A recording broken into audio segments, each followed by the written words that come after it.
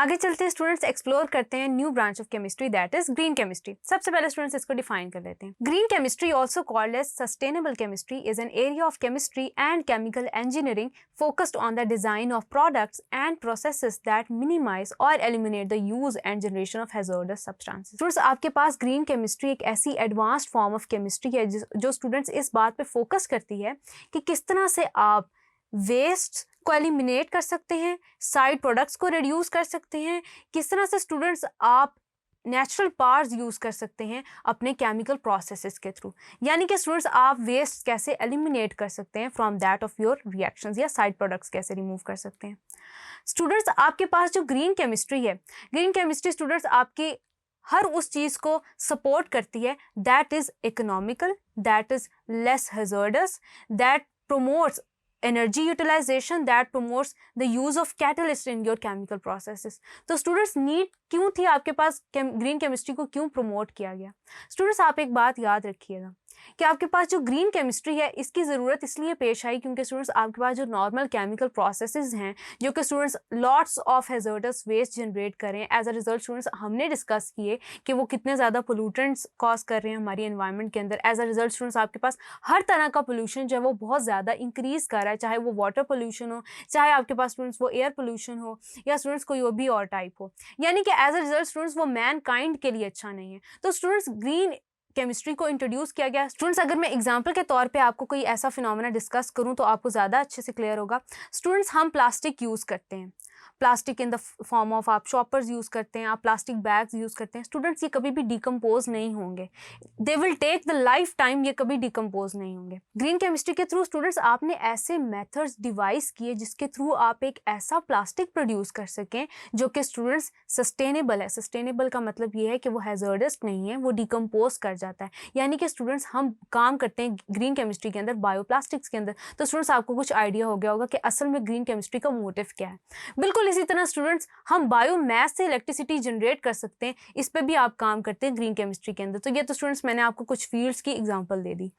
Then students आगे चलते हैं, हमारे पास ग्रीन केमिस्ट्री के कुछ 12 यूनिवर्सल प्रिंसिपल्स हैं जिन पे ग्रीन केमिस्ट्री काम करती है। वन बाय वन उनको डिस्कस करते हैं। सबसे पहला प्रिंसिपल तो स्टूडेंट्स ये है कि ये वेस्ट प्रिवेंट करती है। जैसे मैंने स्टूडेंट्स आपके सामने एग्जांपल दी कि आप ग्रीन प्लास्टिक या बायोप्लास्टिक जनरेट करने का यही आपके पास मेन रीज़न है या यही सिग्निफिकेंस है कि ये आपके पास वेस्ट प्रिवेंट करता है। बिल्कुल इसी तरह स्टूडेंट्स आप बायोमास के थ्रू जब इलेक्ट्रिसिटी जनरेट करते हैं तो वो भी स्टूडेंट्स आपके पास at the end waste prevent करती है। क्यों? क्योंकि आप वेस्ट से ही यूज़ कर रहे हैं या यूटिलाइज कर रहे हैं उसको to generate electrical energy. Then students maximize atom economy, आप स्टूडेंट्स इकोनॉमी जो है वो बढ़ाते हैं। देन स्टूडेंट्स नंबर 3 है कि लेस हैजर्डस केमिकल सिंथेसिस, यानी कि ऐसा केमिकल सिंथेसिस का तरीका आप निकालते हैं विच इज़ लेस हैजर्डस। यानी कि स्टूडेंट्स आप नैनो पार्टिकल सिंथेसाइज करते हैं यूजिंग ग्रीन मेथड, यानी कि आप ऐसे ऑक्सीडाइजिंग और रिड्यूसिंग एजेंट्स इस्तेमाल कर सकते हैं जो कि केमिकली आपको यूज़ नहीं करने पड़ते, आप नेचुरली उनको प्रोडक्ट्स इस्तेमाल करते हैं। जैसे आप कोई लीफ एक्सट्रैक्ट यूज़ करके आप ऐसे नैनो पार्टिकल्स बना सकते हैं जिनको आप आगे जाके अपनी फार्मास्यूटिकल इंडस्ट्री के अंदर यूज़ कर सकते हैं। यानी कि स्टूडेंट्स वो लेस हैजर्डस होते हैं। देन स्टूडेंट्स आगे चलते हैं, नंबर 4 है आपके पास सेफर केमिकल्स एंड प्रोडक्ट्स, यानी कि आप ऐसे केमिकल्स और प्रोडक्ट्स जनरेट करते हैं using green chemistry that are more safe. Then students हम नंबर 5 डिस्कस करते हैं safer solvents for reactions and conditions, यानी कि आप ऐसे सॉल्वेंट्स इस्तेमाल करते हैं जो बहुत ज़्यादा वोलेटाइल नहीं है, जो कि आपकी एटमॉस्फेयर को नहीं ख़राब कर रहे। देन स्टूडेंट्स आप ऐसे केमिकल प्रोसेसेस को कंट्रीब्यूट कर रहे होते हैं या ऐसे केमिकल प्रोसेसेस को प्रमोट कर रहे होते हैं दैट इंक्रीज एनर्जी एफिशिएंसी। बिल्कुल इसी तरह जैसे स्टूडेंट्स हमने डिस्कस किया कि एनर्जी को आपने कैसे यूटिलाइज करना है और कैसे जनरेट करना है, मैटर को आपने एनर्जी में कन्वर्ट करना है इन द फॉर्म ऑफ, जैसे मैंने डिस्कस किया बायोमास से आपने इलेक्ट्रिसिटी कैसे प्रोड्यूस करनी है। तो स्टूडेंट्स वो इस प्रिंसिपल को जस्टिफाई करता है। देन स्टूडेंट्स 7 है यूज रीन्यूएबल फीड स्टॉक्स। जब स्टूडेंट्स मैं बात कर रही हूँ रीन्यूएबल फीड स्टॉक्स की तो स्टूडेंट्स इसका मतलब ये है कि आप रॉ मटेरियल से आप एनर्जी जनरेट करें। यानी कि स्टूडेंट्स अगर हम प्लास्टिक्स जनरेट कर रहे हैं, बायोप्लास्टिक्स जनरेट कर रहे हैं, तो वो हम वेस्ट से भी कर सकते हैं, वो हम न्यूज़पेपर के थ्रू भी कर सकते हैं, वो आप स्टूडेंट्स राइस हस्क से भी यूज़ कर सकते हैं। यानी कि जो आपके पास नेचुरली जो आपके पास बायो प्रोडक्ट्स हैं या आपके पास जो वेस्ट है उसको आप यूटिलाइज करके उसी से आप बायोलॉजिकल प्रोडक्ट्स बना सकते हैं। देन स्टूडेंट्स आप चलते हैं आगे, डिस्कस करते हैं कि हम केमिकल डेरिवेटिव्स जो हैं उनको अवॉइड कर रहे होते हैं क्योंकि वो आपके एनवायरनमेंट को पोल्यूट कर रहे होते हैं। नंबर 9 है, यानी कि स्टूडेंट्स ग्रीन केमिस्ट्री में आप कैटलिस्ट के यूज़ को प्रमोट कर रहे होते हैं, बिल्कुल वैसे ही जैसे स्टूडेंट्स आपने कैटालिटिक कन्वर्टर के केस में डिस्कस किया। देन स्टूडेंट्स आपके पास नंबर 10 है, आप ऐसे केमिकल प्रोडक्ट्स डिज़ाइन करते हैं जो कि आफ्टर यूज़ डिग्रेड करें, बिल्कुल वैसे ही स्टूडेंट्स जैसे मैंने डिस्कस किया ग्रीन प्लास्टिक स्टूडेंट्स, वो आपके पास ग्रीन या स्टूडेंट्स बायो प्लास्टिक आपके पास बायोडिग्रेडेबल होता है नेचर, यानी कि वो खुद ही अपने आप को डिग्रेड कर लेता है, एटमॉस्फेयर से अपने आप को रिमूव कर लेता है। देन स्टूडेंट्स नंबर 11 है, analyze in real time to prevent pollution, यानी कि रियल टाइम एनालाइजेशन दे अपनी, ताकि पोल्यूशन से बचा जा सके। देन स्टूडेंट्स नंबर 12 पॉइंट है आपके पास कि पोटेंशियल फॉर एक्सीडेंट्स जो है वो उसको आप मिनिमाइज कर सकें, यानी कि स्टूडेंट्स अगर आप ये तमाम प्रिंसिपल अप्लाई करें अपने केमिकल प्रोसेसेस के ऊपर, तो एज अ रिजल्ट स्टूडेंट्स ये डेफिनेट सी बात है कि आप पोटेंशियली जो एक्सीडेंट्स हैं एट बिगर लेवल्स, एट इंडस्ट्रियल लेवल, उसको प्रिवेंट कर सकते हैं। तो स्टूडेंट्स ये हमने डिस्कस किया ग्रीन केमिस्ट्री को और उसके बेसिक प्रिंसिपल्स को, जिनको स्टूडेंट्स जो कि बहुत इंपॉर्टेंट हैं आपके एग्जाम पॉइंट ऑफ व्यू से। आगे चलते हैं, डिस्कस करते हैं सोसाइटी, टेक्नोलॉजी एंड साइंस में हमारे पास क्या है।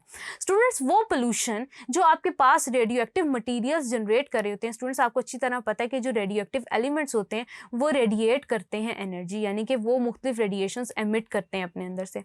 स्टूडेंट्स वो जो रेडिएशंस होती हैं वो भी पोल्यूशन का हिस्सा होती हैं। वो कैसे स्टूडेंट्स के वो आपके पास कार्सिनोजेनिक होती हैं, स्टूडेंट्स आपके पास वो इरिटेंट्स के तौर पे भी काम कर सकती हैं एंड स्टूडेंट्स उस हेडेक्स कॉज करती हैं, यानी कि आपके पास आपके इर्द-गिर्द ज़्यादातर अगर रेडिएशंस एग्जिस्ट कर रही हैं, यानी कि स्टूडेंट्स वो लोग जो न्यूक्लियर पावर प्लांट्स में काम कर रहे होते हैं, स्टूडेंट्स वो ज़्यादा ससेप्टेबल होते हैं कि उनके अंदर ट्यूमर्स हो सकते हैं, उनको कैंसर हो सकता है।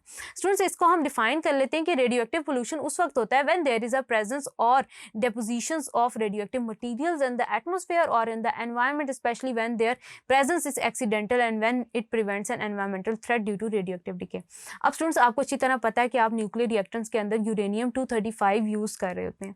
स्टूडेंट्स ये जो यूरेनियम 235 है इसको हम न्यूक्लियर रिएक्टर में जब यूज़ कर रहे होते हैं तो स्टूडेंट्स ये पोटेंशियल है कि वहाँ से लीकेज होती हो यूरेनियम 235 की, तो वर्कर्स के लिए ये बहुत ज़्यादा डेंजरस और हैज़र्डस हो सकता है। बिल्कुल इसी तरह स्टूडेंट्स आप जो रेडियोएक्टिव वेस्ट है आपका उसको आप डंप कर रहे होते हैं, उसको आप ज़्यादातर आप सी के अंदर डंप कर रहे होते हैं या सॉइल के अंदर डंप कर रहे होते हैं। स्टूडेंट्स ये आपकी एनवायरनमेंट का हिस्सा बन सकते हैं जो कि स्टूडेंट्स आगे जाके आपको बहुत बुरी तरह अफेक्ट कर सकते हैं। बिल्कुल इसी तरह स्टूडेंट्स आपने डिस्कस किया था जैसे स्ट्रोंशियम 90 है आपके पास, स्टूडेंट्स जो स्ट्रोंशियम 90 है वो आपकी सॉइल की केमिकल नेचर को चेंज कर देता है। तो स्टूडेंट्स हमें चाहिए कि हम ऐसे प्रिवेंटिव मेजर्स जो हैं वो निकालें जिनके थ्रू आप जो रेडियोएक्टिव एमिशंस हैं इनसे बचा जा सके, ताकि स्टूडेंट्स रेडियोएक्टिव पोल्यूशन जो है जो कि अनदर फॉर्म ऑफ पोल्यूशन है उससे हम कंट्रोल कर सकें। So students that's all for today. I hope कि आपको मेरा समझाया हुआ एक एक कॉन्सेप्ट बहुत अच्छे से समझ आया होगा। This is your on screen chemistry instructor इमशा सैर साइनिंग ऑफ फ्रॉम tutoria.pk। इंशाल्लाह will see you in the next video with next chapter. Till then take care, अल्लाह हाफिज़।